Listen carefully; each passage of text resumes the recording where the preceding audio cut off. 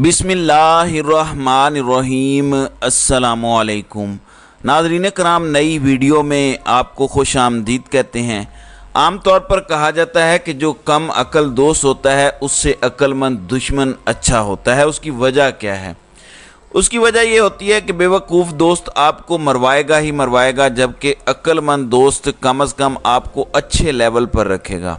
अगर आपने इसकी अमली मिसाल देखनी हो तो शहबाज शरीफ से बेहतर कोई मिसाल नहीं हो सकती। आपके मेरे घर में या किसी इदारे में कोई मामला हो तो हम कोशिश करते हैं कि कोई अगर बहुत ज़्यादा सेंसिटिव मामला है तो उसको कवर किया जाए या उसको ज़्यादा उछाला ना जाए। लेकिन ये कौन से लोग हैं जो अपने पेट से कपड़ा उठा के अपना पेट नंगा करके दुनिया को कहते हैं देखो मैं नंगा हूँ, मैं नंगा हूँ। अब आप कहेंगे मैं क्या बात कर रहा हूँ। आज किसी को नहीं पता था, अचानक से एक एलामिया जारी होता है। मैं आपको वो एलामिया पढ़कर सुना देता हूँ जो लंबा चौड़ा शहबाज शरीफ ने अपने ट्विटर हैंडल से भी, मुस्लिम लीग नून ने भी और फिर वज़ीर आज़म से मीडिया को जारी किया गया। मैं वो आपके सामने रखता हूँ। उसके बाद आप अंदाज़ा लगाइए कि ये जनरल आसिम मुनीर पर कातलाना हमले की खबर कहाँ से आई है। ये कौन है जो जनरल आसिम मुनीर को मलाइन कर रहा है? कौन है जो पोलिटिसाइज़ कर रहा है? ज़रा देखिएगा। नाज़रीन कराम, खबर यह है कि वज़ीर आज़म की army chief general Syed Asim Munir पर कातलाना हमले की सोशल मीडिया पर मुहिम चलाने की शदीद मज़म्मत। शहबाज शरीफ ने कहा कि 9 मई के यौम सियाह वाले दिन भी ऐसी ही ज़हन साजी की गई थी। 9 मई के मंसूबा साज सहूलतकार हैंडलर्स को दो टोक पैगाम है, पाकिस्तानी इदारों के ख़िलाफ़ हर साजिश को कुचल देंगे। इसके बाद कहा गया आर्मी चीफ और फ़ौज के ख़िलाफ़ घटिया मीडिया मुहिम शैतानी जहन की मंसूबा साजी का नतीजा है। फिर कहा गया कि साजिशी जहन और अनासिर मुल्क में सियासी और मुआशी अदम इस्तेकाम के लिए फिर सरगर्म हैं। शोहदा के ख़िलाफ़ गलीज़ मीडिया मुहिम चलाने वालों की नई मीडिया मुहिम एक ही मुँह की कड़ी है। वज़ीर आज़म की मुतल्लिका इदारों को मीडिया मुहिम चलाने वालों के ख़िलाफ़ अंदरून और बैरून मुल्क कानूनी इक़दामात की हिदायत। फ़ौज और उसके सरबराह के ख़िलाफ़ मीडिया मुहिम आज़ादी इजहार के ज़ुमरे में नहीं आती। बिल्कुल ठीक है। आगे कहा गया कि ये साजिश है जिसे पूरी कुव्वत से कुचलना कानूनी फ़र्ज़ है। कौम इस घनौनी साजिश को भी 9 मई की साजिश की तरह नाकाम बनाएगी। मायूस अनासिर को बौखलाहट और मायूसी में मुल्क में नया बहरान पैदा नहीं करने देंगे। कौम अपनी फ़ौज और उसके सरबराह के साथ खड़े हैं। तो ये उनकी जानिब से एक लंबी चौड़ी ट्वीट की गई है। अब सवाल सिर्फ ये है कि आप भी सोशल मीडिया यूज़ करते हैं, मैं भी यूज़ करता हूँ। अब वहाँ पे अगर किसी की राय को लेके आप ये कहें कि खुदा ना खास्ता पाकिस्तान के आर्मी चीफ पर हमला करने की कोई कॉन्स्पिरेसी की जा रही है, कोई प्लानिंग की जा रही है, तो ये कौन सी हिकमत है? ये पाकिस्तान की कौन सी खिदमत है? पाकिस्तान के आर्मी के इदारे की ये कौन सी खिदमत है? पाकिस्तान के आर्मी चीफ से ये कौन सी लॉयल्टी है? ये तो मुझे बताएं। सिर्फ और सिर्फ अपने सियासी मकासद के लिए, पॉइंट स्कोरिंग के लिए एक कौमी इदारे को जो पाकिस्तान का इदारा है उसके साथ ये सब किया जा रहा है, उसके नाम पर ये सब किया जा रहा है। शहबाज शरीफ ने उसके बाद अपने ऑफिशियल ट्विटर हैंडल से इस हवाले से लिखा कि Imran Khan continues to engage in a vile sensitive Malaysians campaign against US etcetera etcetera. अब मुझे ये बताइए कि इमरान खान का इससे क्या ताल्लुक है? और अगर वाकईतन कोई ताल्लुक था भी तो आप कोई तहकीकात लेकर आते, आप कोई मुकदमा दर्ज करवाते, आप कोई गिरफ्तारी करके बताते कि इमरान खान ने इन लोगों को तैयार किया। अब ये कहाँ से मामला शुरू हुआ और आपने इमरान खान को नामजद भी कर दिया। यानी शहबाज शरीफ की ट्वीट, उसका पहला लफ्ज़ ही इमरान खान है।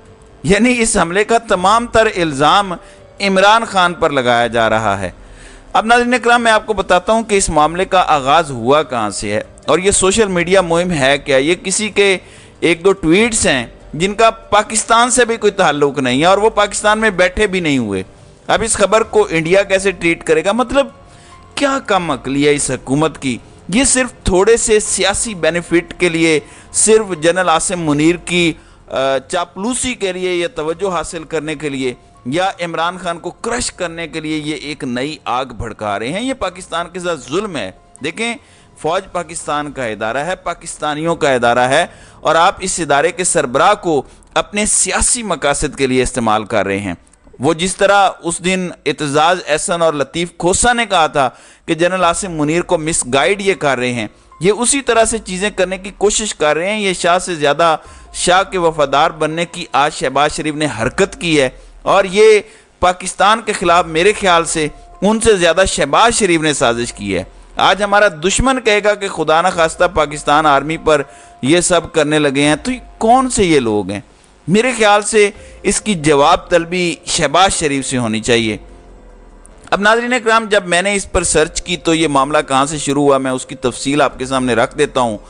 معاملہ اس طرح سے ہے کہ لوگوں کا خیال ہے کہ انہوں نے اس معاملے پر رد عمل دے کے پاکستان کا تماشا بنایا ہے۔ اگر کوئی انفرادی طور پہ کرے بھی تو اس کو لوگ بادر نہیں کرتے۔ پاکستان ایک پورا سیکیورٹی کا سیٹ اپ ہے، ہمارے انٹیلیجنس کے ادارے ہیں، ہم ایک قوم ہیں، ایک ملک ہیں۔ اب آپ ذرا اندازہ لگائیے ہوا کیا ہے۔ پتہ یہ چلا کہ شاہین صہبائی جو ایک جرنلسٹ ہیں، ان کا ایک ٹویٹ ہے 7 جولائی کا 9:48 پر، اور اس ٹویٹ کی بنیاد پر یہ سارا ڈرامہ انہوں نے کر کے آج پاکستان کا مذاق بنوایا ہے۔ میں وہ ٹویٹ پڑھ دیتا ہوں۔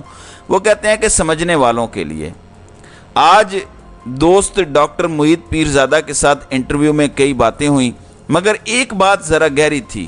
انہوں نے پوچھا جبر کا دور کب تک چلتا ہے؟ میں نے کہا ایک چھوٹا سا حادثہ تاریخ کا رخ موڑ دیتا ہے۔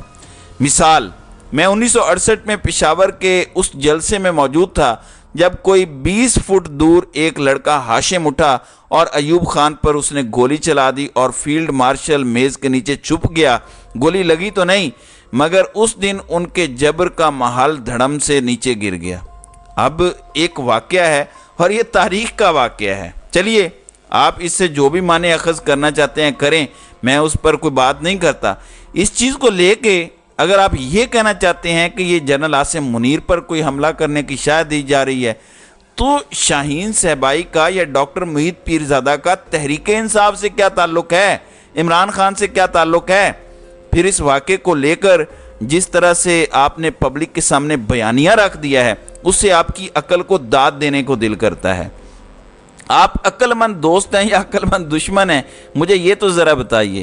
آج آپ نے پورے انٹرنیشنل میڈیا کو، بھارت کو، ہر کسی کو موقع دیا۔ وجہ کیا ہے کہ ایک کم عقل شخص کی وجہ سے جو صرف اور صرف فوج کی اٹینشن چاہتا ہے کہ دیکھیں میں آپ کے ساتھ کتنا مخلص ہوں، میں کتنا بڑا بوٹ پالشیاں ہوں، مجھے وزیر اعظم دوبارہ بنایا جائے۔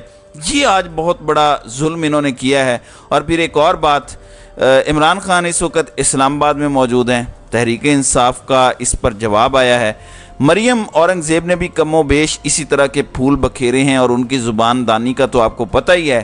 انہوں نے کہا کہ اب جو تحریک انصاف نے کہا کہ ریاستی قوت کے اندھے استعمال سے ملک میں قانون، آئین اور جمہوری روایات کے جنازہ نکالنے والوں کو لیکچر بازی کرتے ہوئے شرم نہیں آتی۔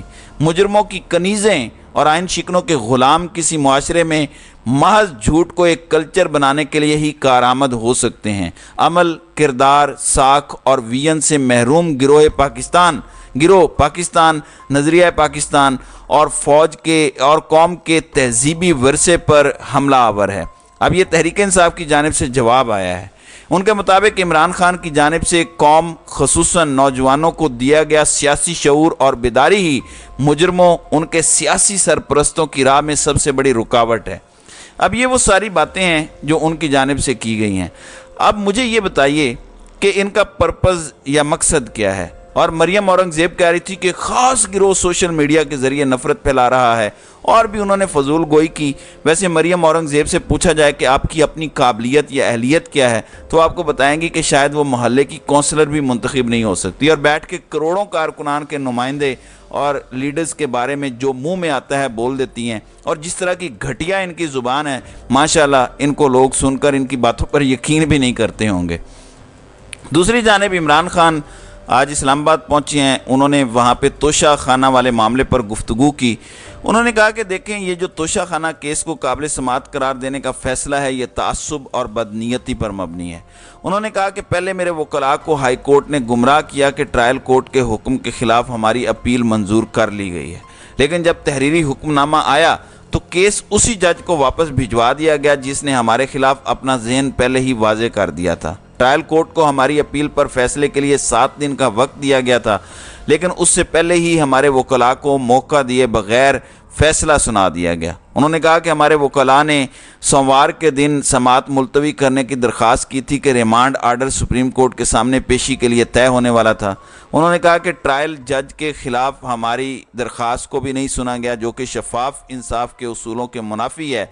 मेरे खिलाफ तासुब की रिवायत ज़ाहिर होती है। कोशिश है कि मुझे नाअहल करार देकर सियासी मैदान से बाहर किया जाए। तो ये अब तक की अपडेट्स हैं जो मैंने आपके सामने रख दी हैं। तो नाज़रीन कराम, आपकी इस वीडियो के हवाले से क्या राय है? आप अपनी राय का इजहार कमेंट सेक्शन में ज़रूर कीजिएगा।